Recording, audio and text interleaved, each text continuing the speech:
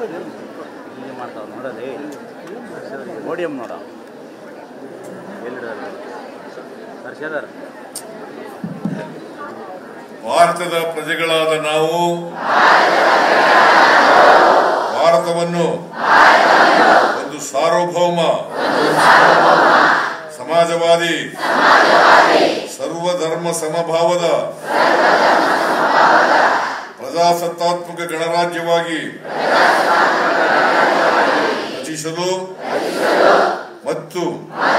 ಅದರ ಸಮಸ್ತ ನಾಗರಿಕರಿಗೆ ಸಾಮಾಜಿಕ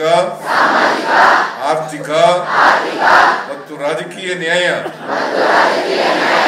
ವಿಚಾರ ಅಭಿವ್ಯಕ್ತಿ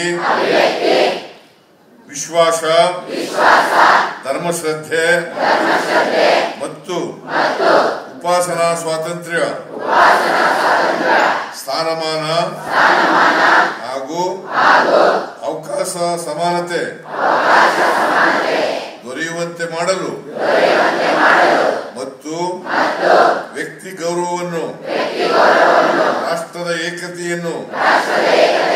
ಹಾಗೂ ಅಖಂಡತೆಯನ್ನು ಸುನಿಶ್ಚಿತಗೊಳಿಸಿ ಅವರಲ್ಲಿ ಭ್ರಾತೃಭಾವನೆಯನ್ನು ವೃದ್ಧಿಗೊಳಿಸಲು ಶ್ರದ್ಧಾಪೂರ್ವಕವಾಗಿ ಸಂಕಲ್ಪ ಮಾಡಿದವರಾಗಿ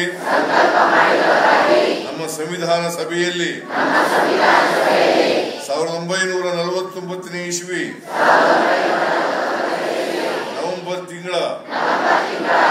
26ನೇ ಶನಿವಾರ ಈ ದಿವಸ ಈ ಮೂಲಕ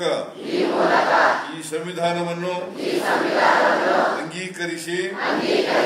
ಅಧಿನಿಯಮಿಸಿ ಅರ್ಪಿಸಿಕೊಂಡಿದ್ದೇವೆ.